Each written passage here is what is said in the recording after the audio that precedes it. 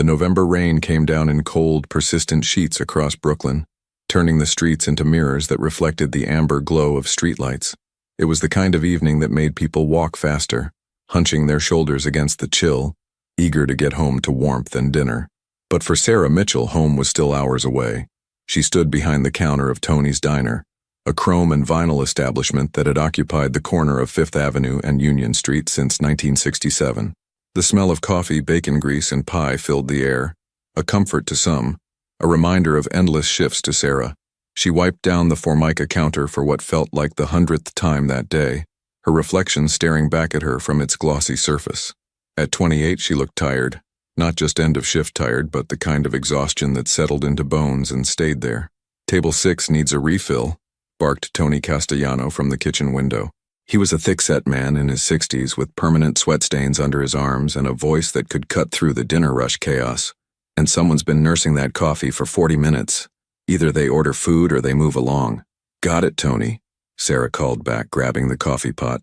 Her feet ached in her worn-out sneakers, the same pair she'd been meaning to replace for 3 months. But sneakers cost money, and money went to rent, utilities, and Emma's medical bills. Always the medical bills. She made her rounds with practiced efficiency, smiling at regulars, making small talk with the construction workers who came in after their shifts. This was her second job. During the day, she worked as a receptionist at a dental office in Park Slope. 2 jobs meant she could almost keep her head above water. Almost. "Hey Sarah, you got a kid, right?" asked Dennis, one of the regulars, a postal worker with kind eyes and a salt and pepper beard. "Yeah, Emma. She just turned 6. Sarah replied, topping off his cup. "She doing okay? I remember you mentioned she was sick." Sarah's smile tightened just slightly. "She's hanging in there. Asthma and some immune system issues. We're managing." What she didn't say was that managing meant choosing between the name brand medication and the generic that didn't work quite as well. It meant keeping their apartment at 62 degrees because heating oil was expensive. It meant Emma spending after-school hours with Mrs. Chen next door because childcare was impossible to afford. "You're doing a great job," Dennis said warmly. "That girl's lucky to have you." Sarah nodded her thanks, blinking back the sudden sting in her eyes. Kindness could undo her faster than cruelty. The dinner rush tapered off around 7:30, leaving only a handful of diners scattered across the booths. Sarah was counting her tips. $43, not bad for a Tuesday, when something outside caught her attention. Through the rain-streaked window, illuminated by the diner's neon sign, she saw a small figure sitting on the green bench across the street. A child. A boy, she thought, though it was hard to tell through the rain. He was alone. Sarah frowned, glancing around the diner. No one seemed to be missing a kid. No frantic parents searching or calling out. She looked back outside. The boy hadn't moved. He just sat there, his dark hair plastered to his head, his small shoulders hunched against the cold. "Tony, do you see that?" she asked, pointing. Tony barely glanced up from the grill. "See what?" "That kid outside, on the bench. He's been there for at least 10 minutes. "Not our problem," Tony said flatly. "Kid's probably waiting for his parents. Don't get involved." But Sarah couldn't look away. The boy wore what looked like an expensive jacket, navy blue with some kind of insignia, but he was soaked through. His pants were dark, possibly dress pants, and his shoes looked like leather, not sneakers. Everything about him said, well cared for, except for the fact that he was sitting alone in the rain. "I'm just going to check on him," Sarah said, untying her apron. "Sarah, no," Tony warned. "You start feeding every stray that wanders by. We'll have a line around the block. This is a business. I'm not going to feed him. I'm just going to make sure he's okay." Tony muttered something in Italian that Sarah chose not to understand. She grabbed one of the diner's cheap umbrellas from the stand by the door and pushed outside. The cold hit her immediately. The temperature had dropped with the rain and her thin uniform offered no protection. She hurried across the wet street, her sneakers splashing through puddles. "Hey, sweetie," she called softly as she approached the bench. "Are you okay?" The boy looked up and Sarah's heart clenched. He couldn't have been more than 8 or 9 years old. His face was pale, his dark eyes enormous in his small face. He had delicate features, the kind that would probably make him handsome when he grew up. But right now he just looked lost and frightened. "Are you waiting for someone?" Sarah asked, opening the umbrella over both of them. The boy stared at her for a long moment, then shook his head slowly. Are you lost? Another pause, then a small nod. Sarah crouched down to his level, ignoring the cold water seeping through her uniform pants. What's your name? Marco, he whispered. His voice carried a slight accent. Italian maybe, or at least Italian-influenced. Hi, Marco. I'm Sarah. Where are your parents? Marco's face crumpled slightly, and for a moment Sarah thought he might cry. Instead, he pressed his lips together and looked down at his hands. It's okay, Sarah said gently. You don't have to tell me, but you're soaking wet and it's cold. Have you eaten? Marco shook his head again. Sarah made a decision. Come on, let's get you inside where it's warm. We can figure out what to do from there, okay? Marco hesitated, his eyes darting down the street as if checking for something, or someone. Then he nodded and stood up. He was small for his age, Sarah noticed. Thin but not malnourished. His clothes, despite being drenched, were clearly expensive. The jacket had a designer label. The shoes were Italian leather. She led him across the street and into the diner. The warmth hit them both, and Marco shivered violently. Oh, honey, Sarah murmured. She grabbed a stack of paper napkins from the dispenser and handed them to him. Dry off as best you can. Tony appeared at the kitchen window, his face darkening when he saw Marco. Sarah, what did I tell you? He's just a kid, Tony. He's freezing and hungry. I'm going to make him a sandwich and call... She paused. Call who? The police? Something about that idea made her uneasy, especially given the fear she'd seen in Marco's eyes. Make it fast, Tony grumbled. And he eats in the back booth. I don't want other customers thinking we're running a charity. Sarah bit back a retort. She needed this job too much to argue. Instead, she guided Marco to the last booth in the corner, the one partially hidden by a divider. He slid onto the cracked red vinyl seat, still shivering. What do you like to eat? Sarah asked, sitting across from him. Marco shrugged, not meeting her eyes. Okay, how about this? I make a really good grilled cheese sandwich, and I can get you some tomato soup. Does that sound good? A tiny nod. Great. And hot chocolate? For the first time, something flickered across Marco's face. Not quite a smile, but something close to interest. Yes, please. Coming right up. Sarah went behind the counter and got to work.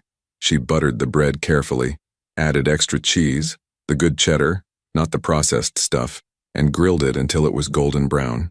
She ladled out soup from the pot on the stove, making sure it was hot but not scalding, and she made the hot chocolate from scratch, the way her mother had taught her, with real cocoa powder and a touch of vanilla. As she worked, she watched Marco in the reflection of the steel appliances.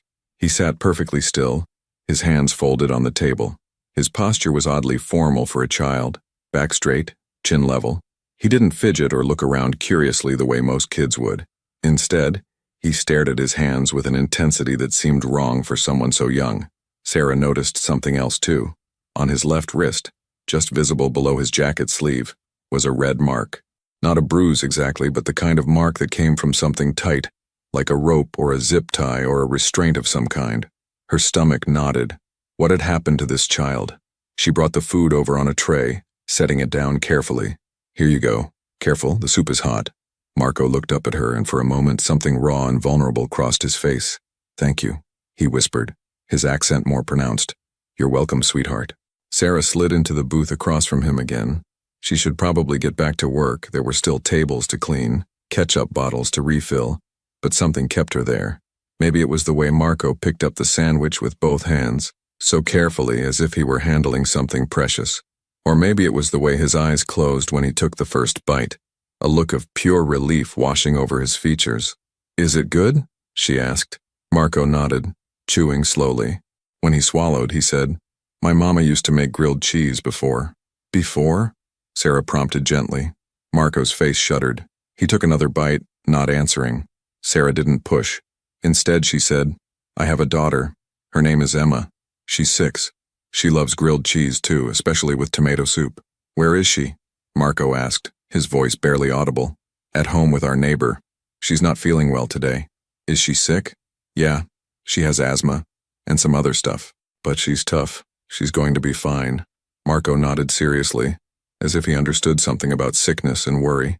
He dipped his sandwich in the soup, the way Sarah had shown Emma to do, and took another bite. They sat in comfortable silence for a while. Outside, the rain continued its steady rhythm against the windows. The diner's old fluorescent lights hummed overhead. From the kitchen came the sounds of Tony cleaning the grill, the scrape of metal on metal. "Marco," Sarah said eventually, "I need to know, is someone looking for you? Someone who cares about you?" Marco's hand tightened on his spoon. After a long moment he nodded. "Are you scared of them?" His eyes met hers, and in them, Sarah saw something complicated. Not simple fear, but a mixture of emotions she couldn't quite read. "I'm not scared of my papa," he said quietly, "but I'm scared of going back." "Why?" Marco shook his head. "It's lonely there. Everyone watches me all the time. I can't have friends, I can't go to regular school, I can't—" He trailed off, his voice cracking. "I can't be normal." Sarah's heart ached. She'd heard that note before, in her own voice, late at night, when she tallied up bills and wondered how she'd make it work. Different circumstances, same feeling of being trapped. "I just wanted one day," Marco continued, his words tumbling out now. "One day to be like other kids. So I ran when they weren't looking. I got on the subway. I didn't know where to go, I just wanted to feel different." "And did you? Feel different?" Marco considered this. "It was scary, but yes, free." Sarah reached across the table and gently touched his hand. "Marco, your papa, whoever is looking for you, they're probably terrified right now. Whatever problems there are at home, I promise they're not worth him thinking something bad happened to you." "You don't understand," Marco said, pulling his hand back. "My papa he's not like other papas." "How so?" But Marco just shook his head, retreating back into silence. He finished his sandwich and soup, drank his hot chocolate down to the last drop. The sugar and warmth seemed to revive him a little. Some color returned to his cheeks. Sarah was trying to figure out what to do next when the door to the diner opened, bringing in a gust of cold air. Two men entered, and immediately, Sarah's instincts fired off warning signals. They were both in their 30s, wearing dark suits under long wool coats. One was tall and broad-shouldered with a shaved head. The other was leaner, with slicked-back dark hair and sharp features. They moved with a kind of controlled purpose that made Sarah think of predators. Not aggressive, but undeniably dangerous. Marco saw them too. He went completely still, his face draining of what little color he'd gained. He slid down in the booth, trying to make himself smaller. "Stay calm," Sarah whispered. "Stay right here." She stood up and walked toward the men, positioning herself between them and Marco's booth. "Hi there. Can I help you, gentlemen?" The bald one spoke first. His voice was surprisingly soft. "We're looking for someone. A boy, about 8 or 9 years old. Dark hair. Might be lost or confused.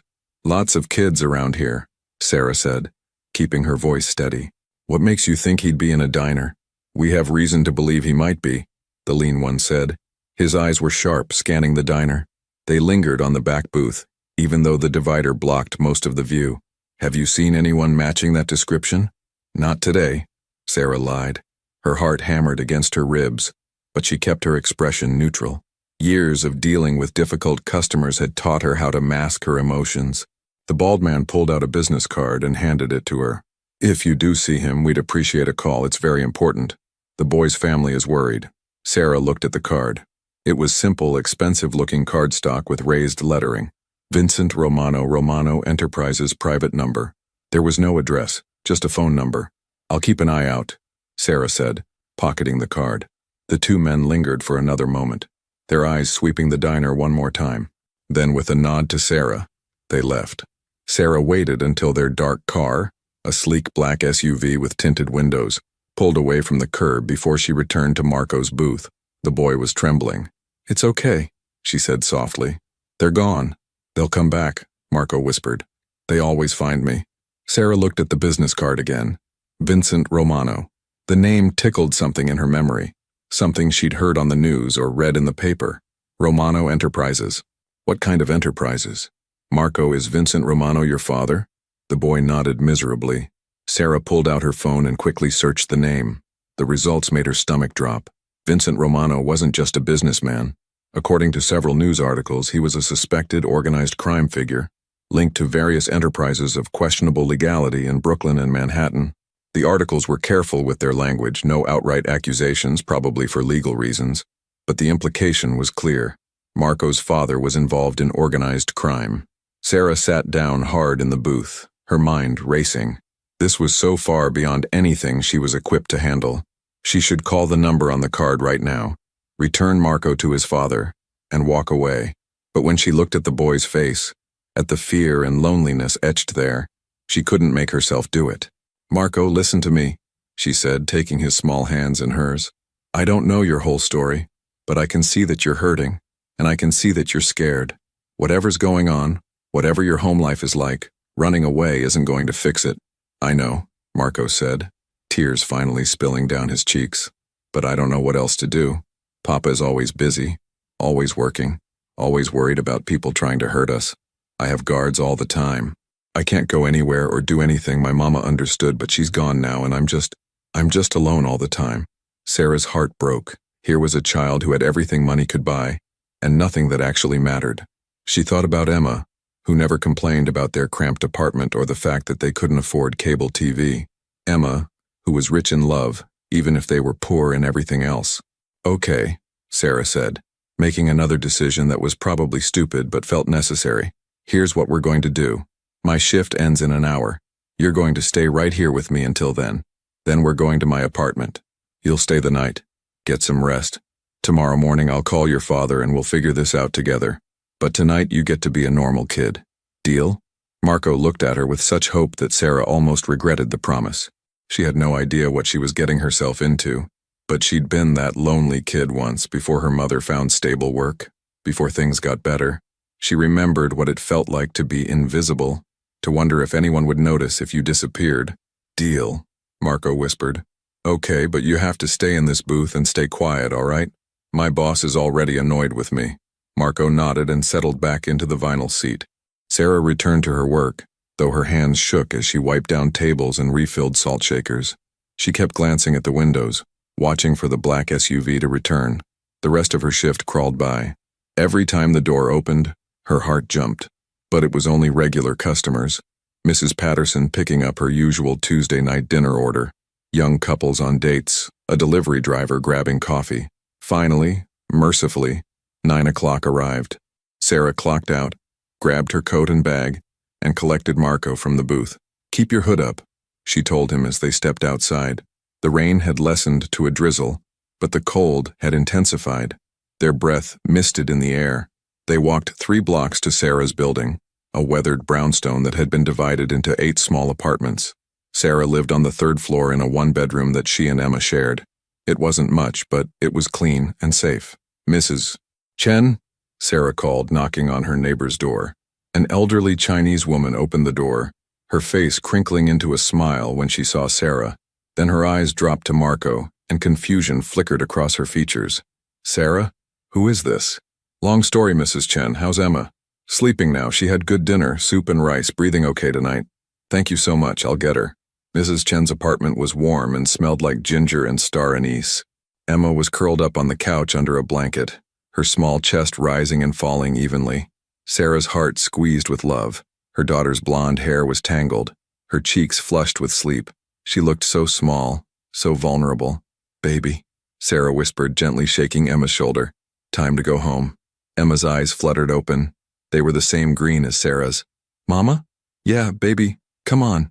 Emma sat up, rubbing her eyes. Then she noticed Marco standing shyly by the door. "Who's that?" "This is Marco. He's going to stay with us tonight. Is that okay?" Emma studied Marco with the frank curiosity of childhood. "Do you like Frozen?"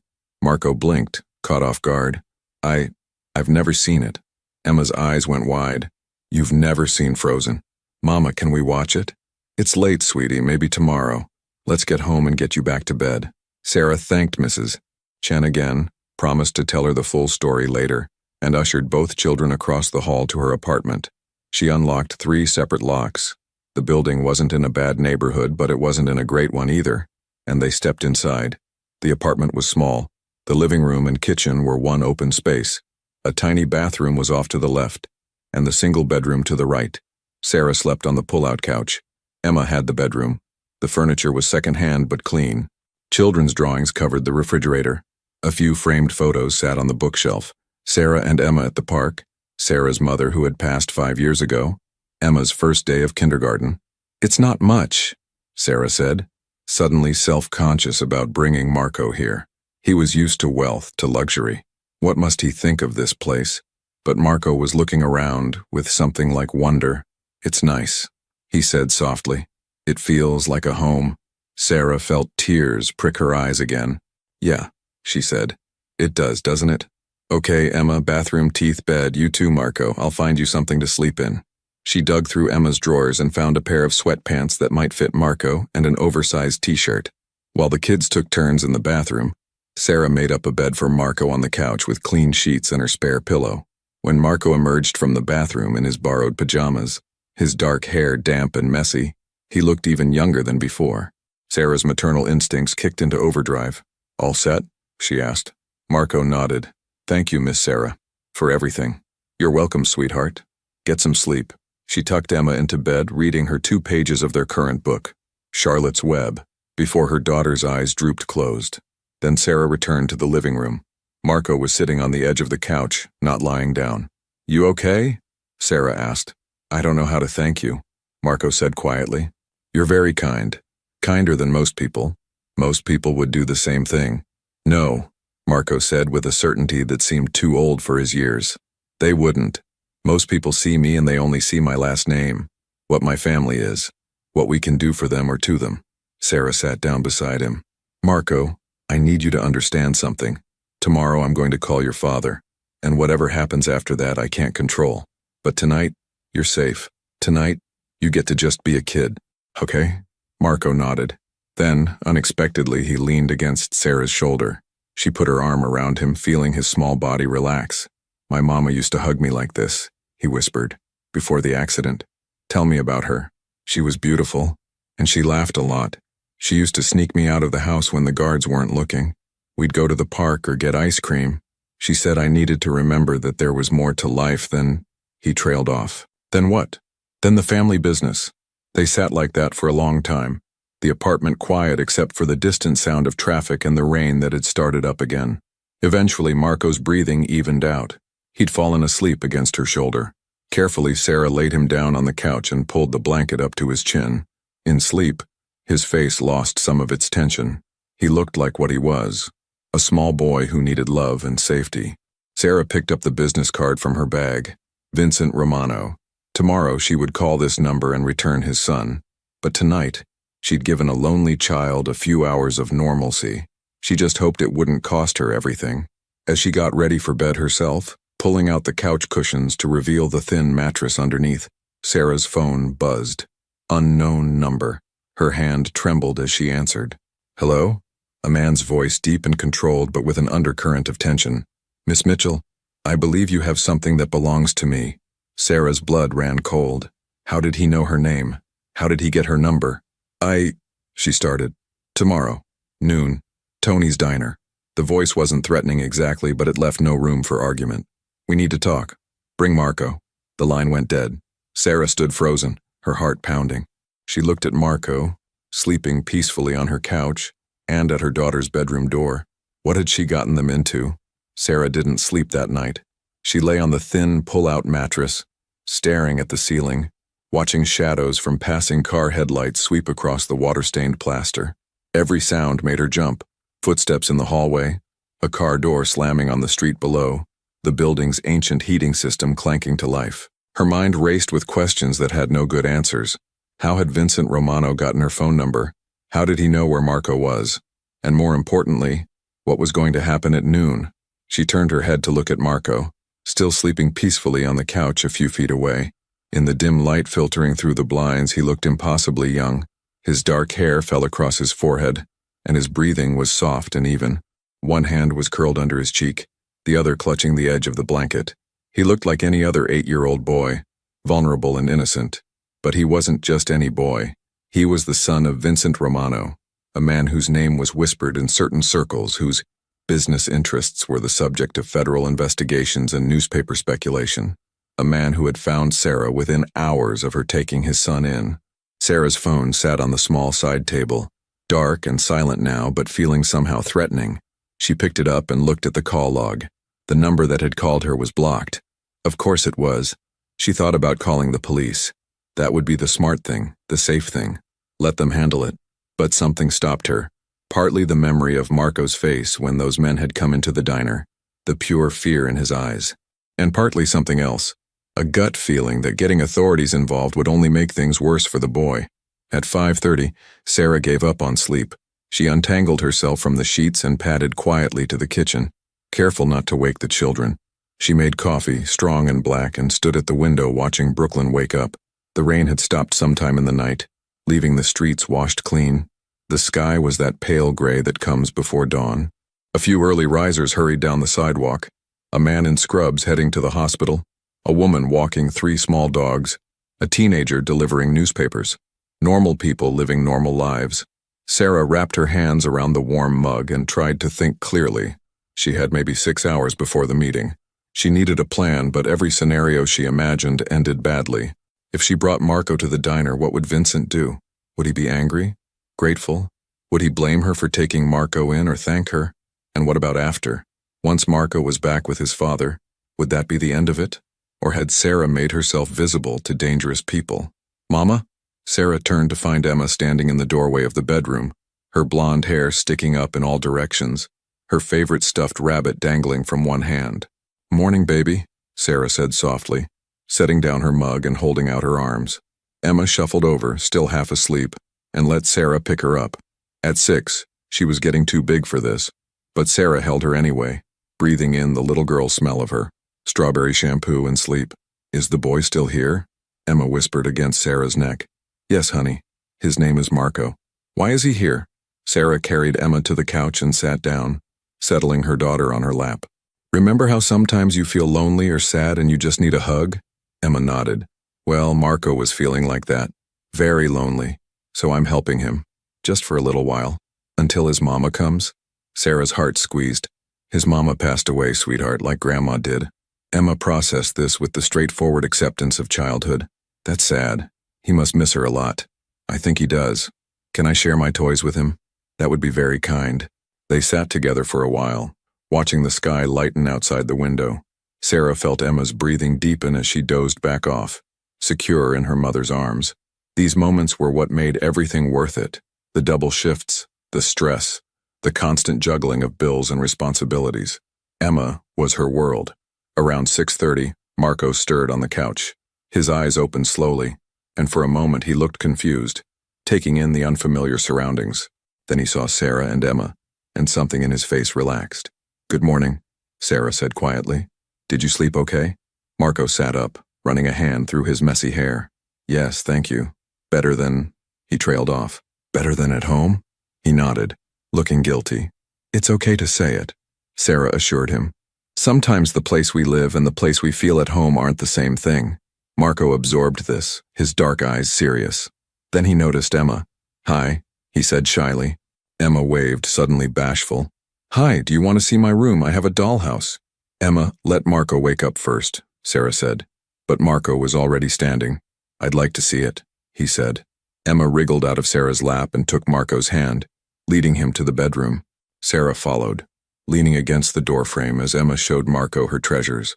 The dollhouse that Sarah had found at a thrift store and repainted, the collection of library books stacked neatly on the shelf, the drawings taped to the walls.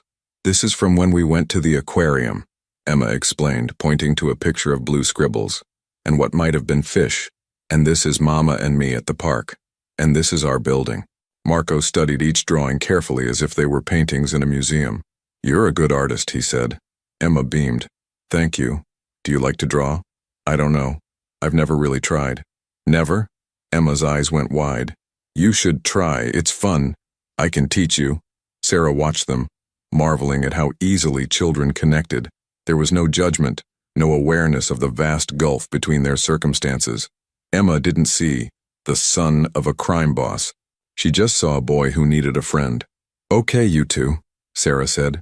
"Let's have some breakfast. Emma, can you show Marco where we keep the plates?" In the small kitchen, Sarah made pancakes from a box mix, nothing fancy, but Emma loved them. She let Marco help flip them, guiding his hand on the spatula. He was careful and precise, his tongue poking out slightly in concentration. "Perfect," Sarah said when he successfully flipped a pancake. "You're a natural." A small smile crossed Marco's face. The first real smile Sarah had seen from him. They ate at the tiny table by the window, Emma chattering about school and her teacher, Mrs. Rodriguez, and her best friend, Jasmine. Marco listened intently, occasionally asking questions. Sarah noticed he had excellent manners. He waited until everyone was served before starting, said please and thank you, and kept his napkin on his lap. Where do you go to school? Emma asked, syrup on her chin. Marco's face fell slightly. I don't. I have tutors who come to the house. Don't you miss seeing other kids? I can't really. My papa says it's not safe for me to go to regular school. That's sad, Emma said matter-of-factly. School is fun, well, sometimes. Math is hard, but reading is good. And lunch is the best part. Sarah cleared her throat. Emma, why don't you and Marco watch some cartoons while I get ready? I need to go into work for a little while today. The lie tasted bitter, but she couldn't tell Emma the truth. Not yet.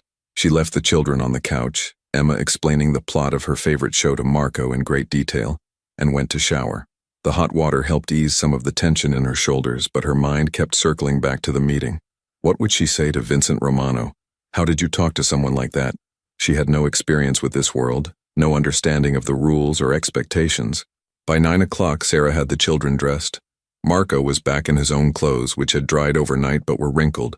Emma wore her favorite purple sweater and jeans. Sarah had called Mrs. Chen to ask if Emma could stay with her for a few hours. Is everything okay? Mrs. Chen asked, her weathered face creased with concern.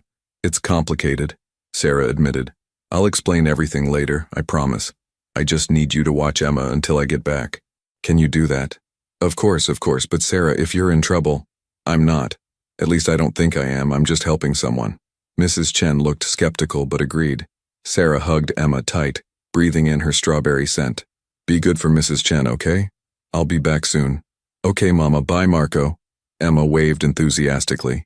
Marco waved back, but Sarah could see the tension returning to his small shoulders. He knew what was coming. The subway ride to the diner felt endless. Sarah and Marco sat side by side on the orange plastic seats, surrounded by the Wednesday morning crowd. Commuters heading to work, students with backpacks, tourists consulting maps on their phones. The train swayed and rattled through the tunnels, the lights flickering occasionally. Are you scared? Marco asked quietly. A little, Sarah admitted. Are you? Yes. Papa will be angry. At you or at me. Both, maybe. He doesn't like it when things don't go according to plan. Sarah studied Marco's profile. The straight nose, the serious set of his mouth. Marco, does he hurt you? Marco looked shocked. No, never. Papa would never hurt me. He struggled to find the words. He keeps me in a cage. A nice cage with everything I could want, but still a cage. Sarah understood that feeling better than Marco probably realized. Different circumstances. Same sense of being trapped. They emerged from the subway at their stop and walked the 3 blocks to Tony's diner.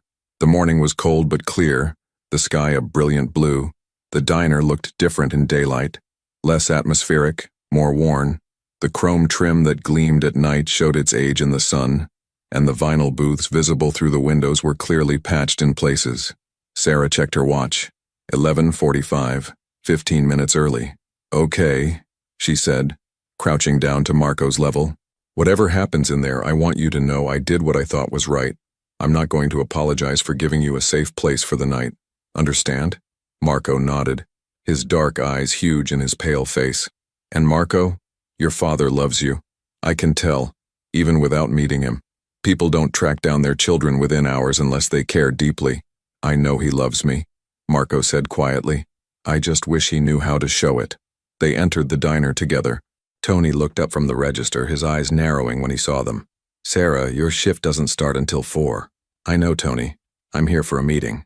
What kind of meeting? Before Sarah could answer, the door opened again. 3 men entered, and the atmosphere in the diner immediately changed. It was like the temperature had dropped 10 degrees. The first man through the door was one Sarah recognized from last night, the bald one, with the soft voice. He held the door for the other 2. The second man was younger, maybe early 30s, with dark hair styled perfectly and an expensive-looking charcoal suit. He scanned the diner with sharp, assessing eyes, but it was the third man who commanded attention. Vincent Romano was not what Sarah expected. She'd built up an image in her mind based on movies and TV shows, someone brutish or overtly threatening. But Vincent was neither of these things. He was tall, probably 6'2", with a lean build that suggested he stayed in shape. His dark hair was graying at the temples, and he wore a navy suit that was clearly custom-tailored. His face was handsome in a weathered way. Strong jawline, straight nose, deep-set eyes that were almost black. But it was those eyes that told the real story. They were tired. Not sleepy tired, but bone-deep exhausted. The eyes of someone who carried too much weight for too long. Those eyes found Marco immediately, and Sarah watched a complicated series of emotions flash across Vincent's face. Relief, anger, fear, love, all in the space of a heartbeat. "Marco," Vincent said, and his voice was rougher than it had been on the phone. "Are you hurt?" Marco shook his head, pressing closer to Sarah's side. Vincent's gaze shifted to Sarah, and she had to fight the urge to step back. There was power in that look and intelligence and something dangerous just beneath the surface. "Miss Mitchell," he said, "thank you for taking care of my son." It wasn't what she expected. No threats, no accusations, just simple gratitude. "He needed help," Sarah said, finding her voice. "I couldn't just leave him in the rain." "No," Vincent agreed. "I suppose you couldn't." He looked around the diner, at Tony frozen behind the register, at the handful of customers who were trying very hard to look like they weren't watching. "Is there somewhere we can talk? Somewhere private?" Tony found his voice. "You can use the office, in the back." "Thank you." Vincent gestured toward the back of the diner. Sarah hesitated, then felt Marco's small hand slip into hers. She squeezed it gently and followed Vincent, the two other men trailing behind them. The office was tiny, barely big enough for Tony's cluttered desk and a few filing cabinets. It smelled like coffee and old paper. Vincent closed the door behind them, and suddenly the space felt even smaller. "Marco, wait outside with Dominic and Paul," Vincent said quietly. "But Papa, outside, now." Marco looked at Sarah, his eyes pleading. She nodded. "It's okay. I'll be right here." Reluctantly, Marco left with the two men. Through the small window in the door, Sarah could see them standing guard in the hallway. Vincent waited until the door closed before speaking. "I need you to understand something, Miss Mitchell. When Marco disappeared yesterday, I had 200 people looking for him. Every contact I have, every resource at my disposal. I was prepared to tear this city apart to find him." Sarah's throat went dry. "I wasn't hiding him. Vincent held up a hand. "I'm not accusing you of anything. I'm explaining so you understand the magnitude of what happened. My son is the most important thing in my life, the only thing that truly matters, and he was missing for 16 hours. "I'm sorry," Sarah said, and she meant it. "I should have called immediately, but he was so scared and I thought one night wouldn't hurt." "Why?" Vincent asked, leaning against the desk. "Why risk getting involved? You had to know who I was once you saw my name." "I didn't actually. Not until I looked you up." Something that might have been amusement flickered across Vincent's face. "And after you looked me up? After you knew what I was?" "I saw a lonely little boy who needed someone to care," Sarah said simply. "That mattered more than your last name." Vincent studied her for a long moment. Sarah forced herself to meet his gaze, even though every instinct told her to look away. "You're either very brave or very foolish," Vincent finally said. "I haven't decided which." "Maybe both." That definitely was amusement now. "Tell me what happened. From the beginning." Sarah did. She told him about seeing Marco on the bench, about bringing him inside, about the two men who came looking, about taking Marco home. She left nothing out, including Marco's comments about being lonely and trapped. Vincent listened without interrupting, his face unreadable. When she finished, he was quiet for a moment. "He said he felt like he was in a cage," Vincent finally said, his voice low. "Is that accurate?" Sarah hesitated. This was dangerous ground. "He said you keep him safe, protected, but that he doesn't have friends or normal experiences." "No, he doesn't. Because normal experiences get children killed in my world." Vincent's hands clenched into fists, then slowly relaxed. His mother understood that. She accepted the restrictions, the security, because she knew what was at stake. Marco mentioned his mother. He said she died in an accident. Pain crossed Vincent's face, raw and unguarded.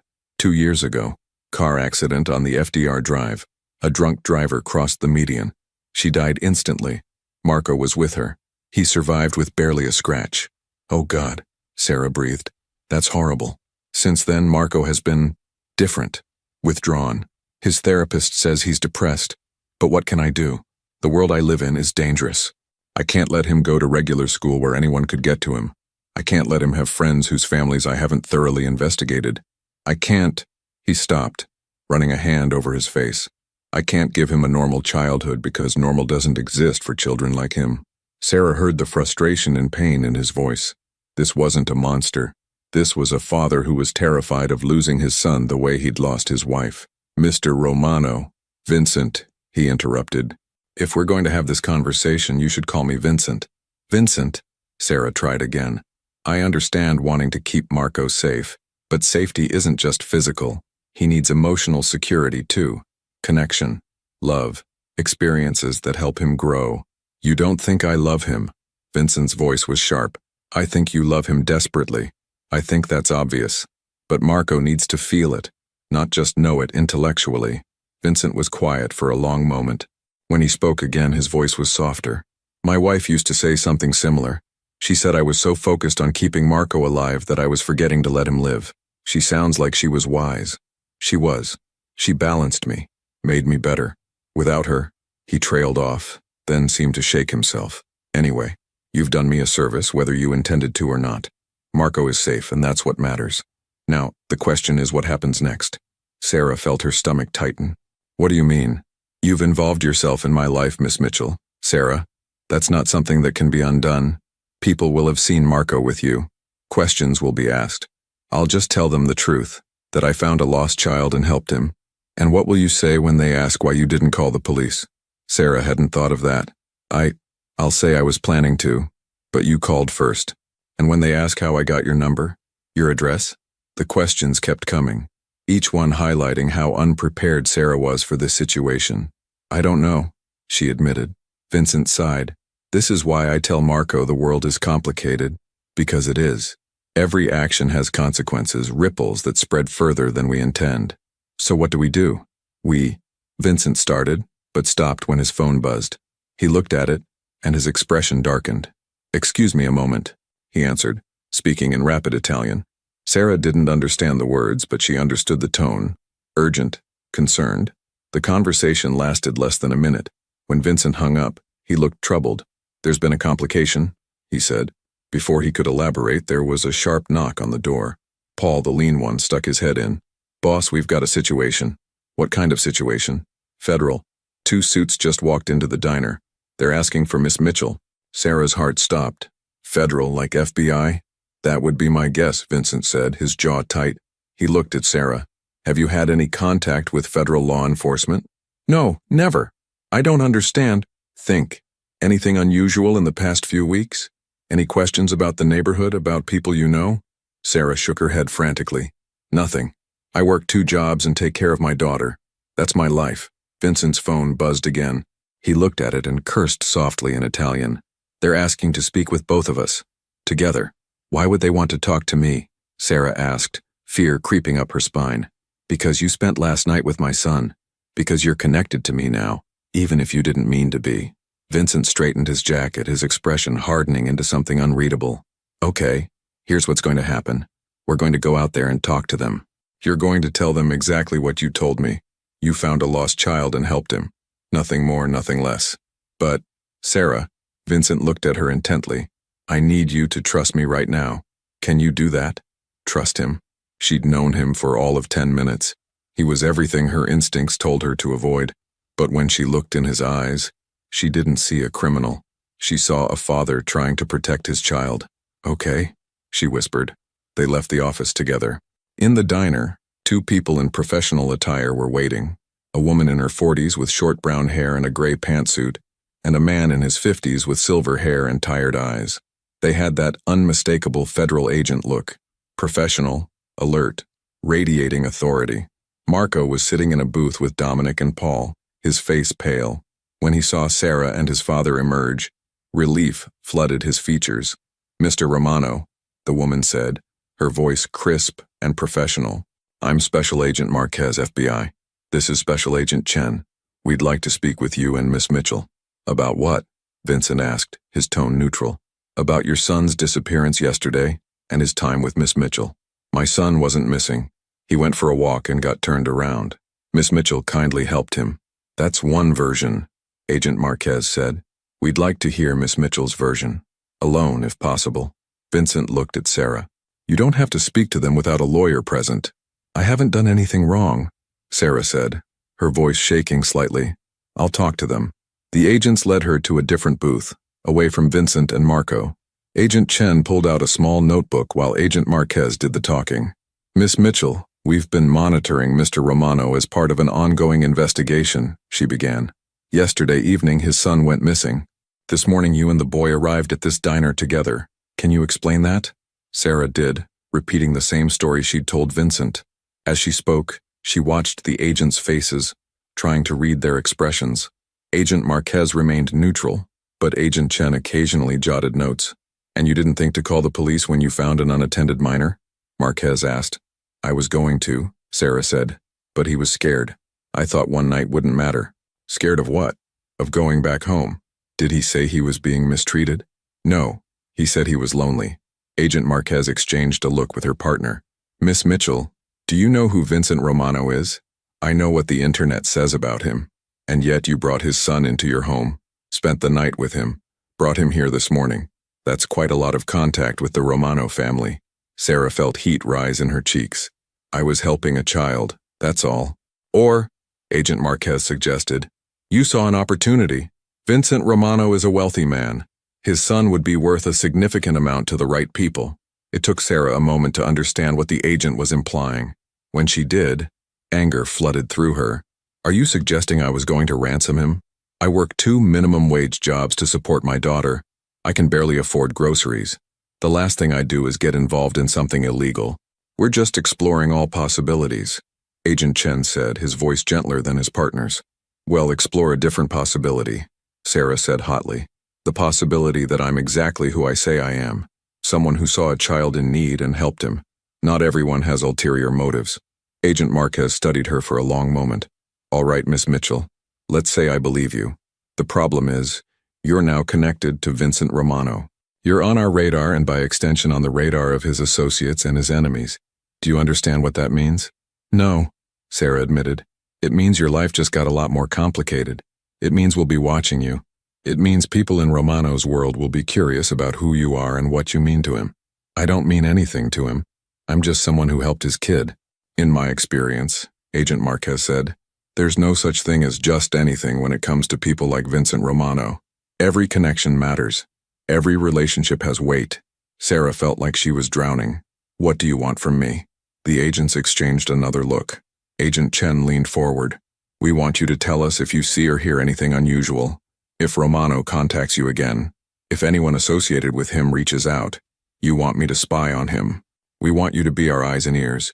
Agent Marquez corrected. You've been given access to Romano's inner circle, even if accidentally. That's valuable. No, Sarah said immediately. Absolutely not. I'm not getting involved in whatever investigation you're running. You're already involved, Agent Marquez pointed out. Then I'm uninvolving myself. I helped a lost child. That's the end of the story. Agent Marquez pulled out a business card and slid it across the table. Think about it. You know where to reach us if you change your mind, or if you need help. I won't need help, Sarah said, standing up. Her legs felt shaky, but she kept her voice firm. Are we done here? For now, Agent Marquez said. But Miss Mitchell? Be careful. Vincent Romano may seem charming, even sympathetic, but he's a dangerous man. People around him have a tendency to get hurt. Sarah walked back to where Vincent was waiting with Marco. The boy immediately reached for her hand. Are you okay? Vincent asked quietly. They wanted me to inform on you, Sarah said, her voice low. I said no. Something shifted in Vincent's expression. You didn't have to do that. Yes, I did. I'm not going to spy on someone who hasn't done anything to me. Vincent studied her face. You're an interesting woman, Sarah Mitchell. I'm really not. I'm just trying to do the right thing. That's exactly what makes you interesting. Before Sarah could respond, Marco tugged on her hand. Sarah? Am I going to see you again? Sarah's heart broke at the hope in his voice. She looked at Vincent, uncertain. I think that's up to your father, sweetheart. Vincent was quiet for a moment, clearly weighing options. Then he said, Marco, would you like Sarah to visit sometimes? Maybe have dinner with us? Marco's face lit up. Really, Papa? Really? If Sarah agrees. Sarah knew she should say no. She should walk away right now. Go back to her simple life. Forget this whole thing happened.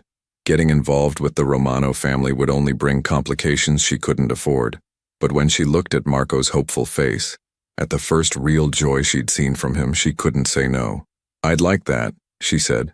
Vincent nodded slowly. Good. Paul will get your contact information. We'll arrange something soon. As they prepared to leave, Tony approached cautiously. Sarah, is everything okay? Yes, Tony. Sorry for the disruption. You're not coming back to work today, are you? It wasn't really a question. Sarah shook her head. No, I need to get home to Emma. Emma? Vincent asked. My daughter. She's 6. Ah. Vincent reached into his jacket and pulled out a wallet. He extracted several bills and handed them to her. For your trouble, and for missing work. Sarah looked at the money. It was at least $500. I can't take this. Yes, you can. Consider it payment for childcare services. It's too much. It's not nearly enough for what you did, Vincent said seriously. You gave my son something I couldn't. A night of peace. That's priceless. Sarah reluctantly pocketed the money. It would cover Emma's medications for 2 months. She couldn't afford pride. Thank you, she whispered. Vincent placed a hand on Marco's shoulder. Say goodbye, Marco. Bye, Sarah, Marco said, hugging her suddenly. Thank you for the sandwich and the pancakes and for being nice to me. Sarah hugged him back, blinking away tears. You're welcome, sweetheart. Be good for your papa, okay? I will. The Romano family left. Vincent, Marco, and the 2 bodyguards piling into the black SUV outside. Sarah watched them drive away, feeling like she'd just stepped off a roller coaster. Her phone buzzed. A text from an unknown number. This is Vincent Romano. I meant what I said about dinner. Marco would like you and your daughter to visit this Saturday. My driver will pick you up at 5 p.m. Please let me know if this works for you. Sarah stared at the message. This was her last chance to back out, to return to her normal life. But when she closed her eyes, she saw Marco's face, lonely and hopeful and desperate for connection. She typed back, Saturday at 5 works. Thank you. She didn't see the agents in the car across the street taking photos. She didn't see the other car 2 blocks down, where men who worked for Vincent's rivals were also taking notes. She was too focused on getting home to Emma, on processing everything that had just happened. Sarah Mitchell had no idea that her simple act of kindness had just set off a chain reaction that would change her life forever, but she was about to find out. The rest of Wednesday and all of Thursday passed in a blur. Sarah worked her shifts at both jobs, but her mind kept drifting to Marco's face, to Vincent's tired eyes, to the federal agent's warnings. She told Mrs. Chen a simplified version of events, that she'd helped a lost child whose wealthy father was very grateful. It wasn't exactly a lie, just an incomplete truth. Emma, however, wouldn't stop talking about Marco. Do you think he has lots of toys? She asked Thursday night as Sarah tucked her into bed. He probably has a huge room, and a big TV. Maybe he has a treehouse. I don't know, baby, Sarah said, smoothing Emma's blonde hair back from her forehead. We'll find out on Saturday. Are you nervous, Mama? Sarah hesitated. She'd been trying not to show her anxiety, but Emma was perceptive. A little bit. It's a very fancy house, I think. I want to make sure we make a good impression. Marco already likes us, Emma said matter-of-factly. He told me I was nice, and he liked my drawings. You're right. He does like us. Then we don't have to be nervous. We're just visiting a friend. Sarah wished she could see it that simply, but she was acutely aware that this wasn't just a play date. This was entering a world she didn't understand, with rules she didn't know, surrounded by dangers she couldn't see. Friday morning, Sarah received another text from Vincent's number. My driver Michael will arrive at 4:45 p.m. tomorrow. He drives a black Mercedes. Please be ready. Dress code is casual. This is dinner at home, not a formal event. Marco is very excited. Sarah read the message 3 times, parsing every word for hidden meaning. Casual probably meant something different in Vincent's world than in hers. She went through her closet that evening, suddenly painfully aware of how worn most of her clothes were. She finally settled on a navy blue dress she'd bought for a job interview 2 years ago. Simple, modest, appropriate. For Emma, she chose a pretty pink dress with white flowers that her mother had sent last Christmas. Saturday arrived with crisp, clear weather. Sarah spent the morning cleaning their apartment, even though no one would see it, as if preparing for the evening ahead. She gave Emma lunch at noon, then started getting them both ready at 3 o'clock. Why are we getting ready so early? Emma asked, as Sarah carefully braided her hair. Because I want to make sure we look nice and we're not rushing. You're definitely nervous, Emma observed. You're too smart for your own good, you know that? Emma giggled. At exactly 4:45 p.m., Sarah's phone buzzed with a text. Outside whenever you're ready. No rush. Sarah took a deep breath, checked her reflection one last time and grabbed Emma's hand. Ready, baby? Ready. The black Mercedes was parked in front of their building, gleaming in the afternoon sun. A man in his 50s stepped out of the driver's seat as they approached. He had gray hair, kind eyes, and a warm smile. Miss Mitchell? I'm Michael, and you must be Emma. He opened the back door for them. Please, make yourselves comfortable.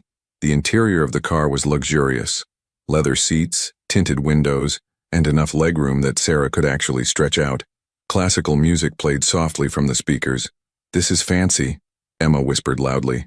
Michael chuckled from the front seat. Mr. Romano believes in traveling comfortably. We have about a 30-minute drive. Please help yourselves to water or juice in the console. As they drove through Brooklyn and into a more affluent neighborhood, Sarah watched the scenery change. The buildings grew larger, the streets cleaner, the cars more expensive. They eventually turned onto a tree-lined street in Brooklyn Heights, where historic brownstones sat behind wrought iron gates. Michael pulled up to a 4-story brownstone that looked like it had been meticulously restored. Warm light glowed from the windows, and Sarah could see intricate molding and high ceilings through the glass. Here we are, Michael announced, coming around to open their door. Sarah's hands were sweating. This house probably cost more than she'd earn in her entire lifetime. She took Emma's hand and approached the front door, which opened before they could knock. Vincent stood in the doorway, and Sarah was momentarily taken aback. She'd only seen him in a suit before, projecting power and control. Now he wore dark jeans and a simple gray sweater, and he looked younger, somehow, more approachable. Sarah, Emma, welcome. His voice was warm.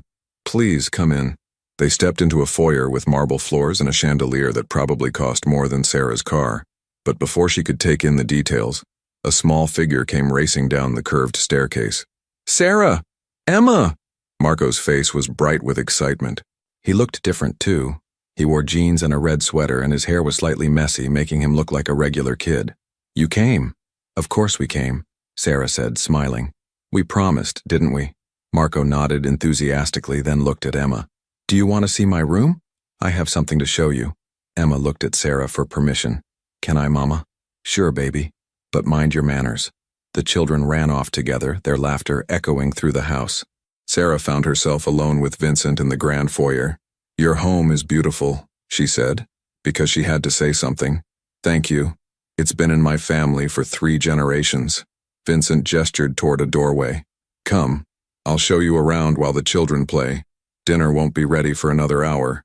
He led her through the house, and Sarah tried not to gawk. Every room was beautifully appointed with antiques and artwork, a formal living room with silk curtains, a library with floor-to-ceiling bookshelves, a dining room with a table that could seat 20. But Vincent didn't linger in these formal spaces. Instead, he took her to a comfortable family room at the back of the house. This room felt lived in. There was a large, slightly worn leather couch, a fireplace with framed photos on the mantel, and French doors that opened onto a small garden. This is where Marco and I spend most of our time, Vincent explained.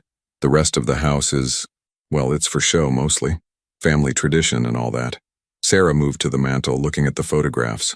Most were of Marco at various ages, as a baby, a toddler, a young boy.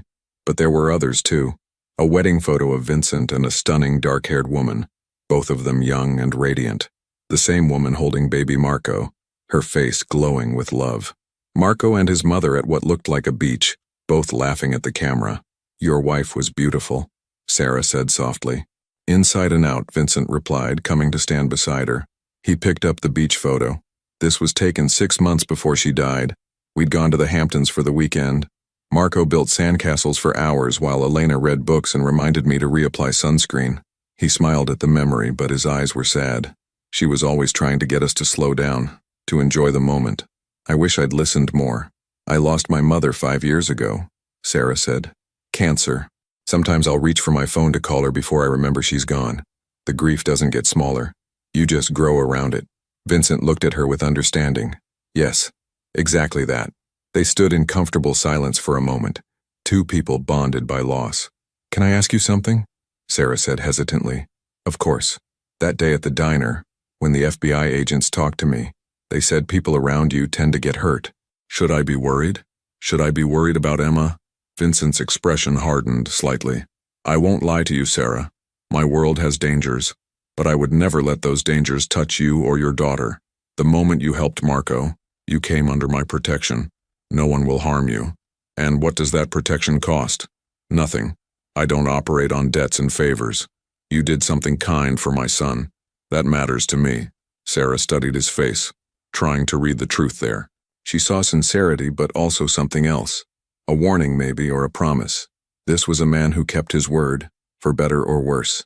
Okay, she said finally. I believe you. Good. Now shall we check on the children before they destroy Marco's room? They climbed the stairs to the third floor where Marco's room took up half the space. It was every child's dream. A huge bed shaped like a race car, shelves filled with toys and books, a flat-screen TV, a desk with a high-end computer. But Sarah noticed something odd.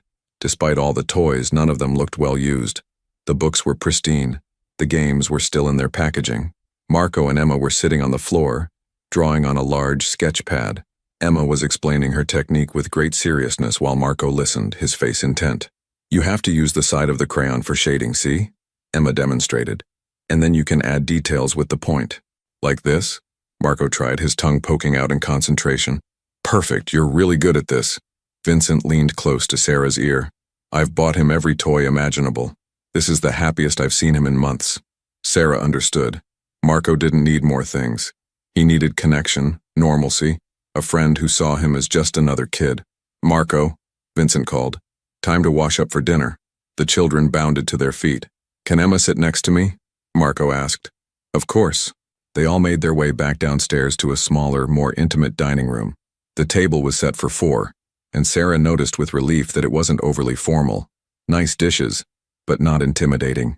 A woman in her 60s appeared from what must be the kitchen. She had warm brown skin, silver hair pulled into a neat bun, and a kind smile. This is Rosa, Vincent introduced. She's been with our family for 20 years. She practically raised Marco. It's nice to meet you, Sarah said. And you, dear. I've heard a lot about you from young Marco. Rosa smiled at Emma. And this must be Emma. Marco says you're a very good artist. Emma beamed. Thank you. Dinner will be ready in just a few minutes, Rosa said, disappearing back into the kitchen. They sat down, Emma next to Marco as promised, Sarah and Vincent across from each other. Rosa brought out the first course, a simple salad with homemade vinaigrette. So, Emma, Vincent said as they began eating, your mother tells me you're 6. What grade are you in? 1st grade, Emma said proudly. My teacher is Mrs. Rodriguez. She's really nice. We're learning about butterflies. Butterflies? That sounds interesting. Did you know they start as caterpillars? And they make a chrysalis, not a cocoon, that's moths, and then they transform. It's called metamorphosis. I did know that, but you explained it very well. Emma chattered happily throughout the meal, and Sarah was grateful. Her daughter's ease helped dissolve some of the tension Sarah felt. Marco gradually opened up too, telling them about his tutors and his favorite subjects. I like history, he said, especially about ancient Rome. Did you know they had an emperor who was only 16 years old? I didn't know that, Emma said. 16 is pretty old though. That's like way older than us. The adults smiled at this perspective. Rosa brought out the main course, pasta with a rich tomato sauce, garlic bread, and roasted vegetables. It smelled incredible. Rosa makes the best pasta in New York, Marco declared. Even better than restaurants. You're going to make me blush, Rosa said, but she looked pleased. As they ate, Sarah found herself relaxing. Despite the elegant setting, despite the weight of Vincent's reputation, this felt like dinner, a normal family meal, filled with conversation and laughter. After dinner, Vincent suggested they have dessert in the garden. It was cold, but he had outdoor heaters set up, and the space was magical. String lights hung overhead, and a small fountain burbled in the corner. Rosa brought out tiramisu and hot chocolate. Mama, this is the best day, Emma whispered, leaning against Sarah's side. I'm glad, baby. Marco and Emma ran around the garden, playing some elaborate game they'd invented. Sarah and Vincent watched from the warmth of the heaters. Thank you for coming, Vincent said. I know this must be strange for you. It is, Sarah admitted. But I'm glad we came. Marco seems happy. He does, doesn't he? Vincent's voice was thick with emotion. I haven't seen him like this since Elena died. I'd forgotten what his real laugh sounded like. He needs this. Connection. Friendship. I know. But how do I give him that while keeping him safe? Sarah turned to face Vincent. I don't have the answers. But maybe the question isn't how to keep him perfectly safe. Maybe it's how to let him live while being as safe as possible. There's a difference. Vincent was quiet, considering this. That's what Elena used to say. She said I couldn't lock Marco away from the world no matter how much I wanted to. She was right. How do you do it? Vincent asked suddenly. You're a single mother, working 2 jobs. Your daughter has health issues. How do you not live in constant fear? Sarah thought about this. I do live in fear. Every day. I'm terrified Emma will have an asthma attack when I'm not there. I'm scared I'll lose one of my jobs and won't be able to afford her medicine. I'm afraid I'm not enough, that I'm failing her. But you keep going, because the alternative is to let fear win, and I won't give it that power. I choose to trust that I'm doing my best, that love matters more than perfection. Vincent looked at her with something like wonder. You're stronger than you know. I'm not strong. I'm just stubborn. He smiled at that. Maybe strength and stubborn are the same thing. They sat in comfortable silence, watching the children play. The evening air was crisp, carrying the scent of Rosa's garden herbs and the distant sounds of the city. Sarah, Vincent said eventually, I want to make you an offer, and I want you to think about it carefully before answering. Sarah's stomach tightened. What kind of offer? I'd like to hire you. Not as an employee exactly. As a companion for Marco. Someone who can spend time with him, give him normal experiences, be a positive influence. Vincent, I already have 2 jobs. I'd pay you enough that you could quit both. You could focus on being there for Emma and spend a few days a week with Marco. Give him the attention he needs. Sarah's mind reeled. The financial security he was offering would change her life. No more double shifts. No more choosing between Emma's medicine and groceries. No more worn-out shoes and sleepless nights. But at what cost? I can't, she said quietly. I can't take money from you like that. It feels wrong. Why? You'd be providing a service, a valuable one, because it would make our relationship transactional. Marco doesn't need a paid companion. He needs genuine care. If I start taking money from you, it changes everything. Vincent studied her face. Most people would jump at this opportunity. I'm not most people. No, he agreed. You're certainly not. Before either of them could say more, Marco ran up, Emma trailing behind. Papa, can Emma come back next week, please? Vincent looked at Sarah. That's up to Sarah and Emma. Can we, Mama? Emma asked. Please? Sarah saw the hope on both children's faces. Despite her reservations, despite the federal agent's warnings, despite every rational instinct telling her to walk away, she couldn't say no. Yes, she said. We can come back. The children cheered, high-fiving each other. Vincent's expression was unreadable, but Sarah thought she saw relief in his eyes. They stayed for another hour, the children playing until Emma started yawning. Finally, Sarah said they needed to go home. It was a school night, and Emma needed sleep. Michael drove them back through the quiet streets. Emma fell asleep in the car, her head on Sarah's shoulder.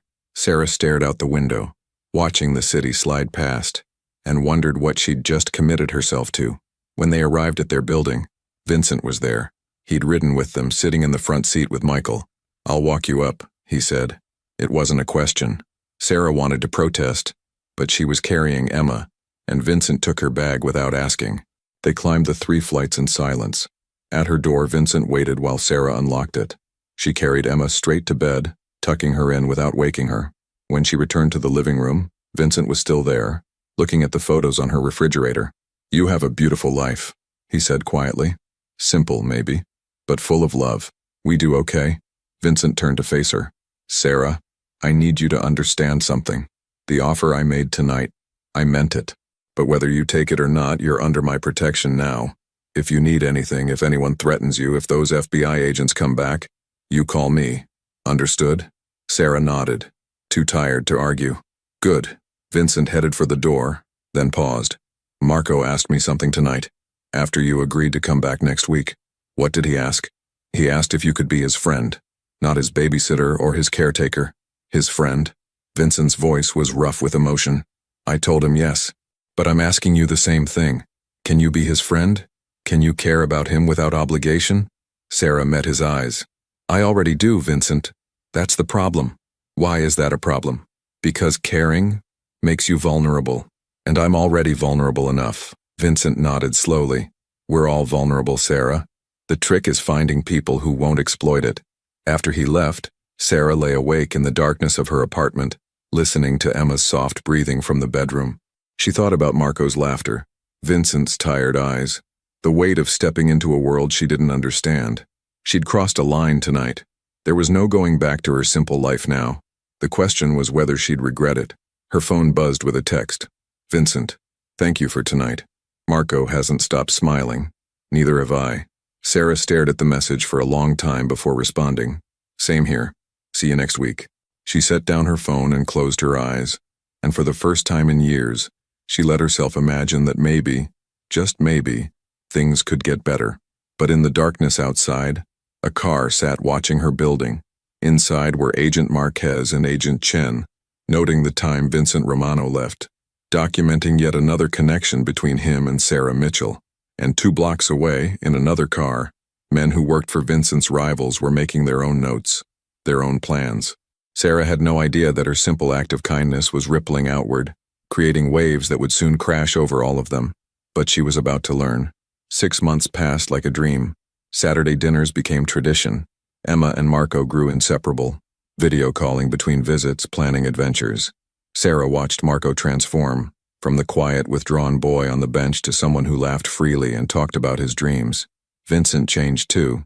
He started attending Marco's tutoring sessions, eating breakfast with his son, being present instead of just protective. Sarah saw glimpses of the man he'd been before grief hardened him. The FBI eventually backed off, finding no evidence Sarah was involved in anything illegal. The rival families, seeing Vincent's happiness, chose to leave things alone. Sometimes peace was smarter than conflict. One evening in May, as spring bloomed in Brooklyn, they gathered in Vincent's garden. Marco and Emma chased fireflies while Rosa brought out lemonade. I enrolled Marco in school, Vincent said quietly. Starting in September. Real school, with other kids. Sarah's eyes widened. Vincent, that's wonderful. It terrifies me. But you were right. Safety isn't just physical, he needs to live. He paused. Thank you, Sarah, for seeing him when no one else did. Thank you for letting me in. Marco ran up, breathless and happy. Sarah, look, I caught one. He opened his hand slightly, revealing the gentle glow. Make a wish, Sarah whispered. Marco closed his eyes, smiled, and released the firefly into the darkening sky. Some wishes, Sarah realized, were already coming true. They'd found something unexpected, not a fairy tale, but something better. They'd found home.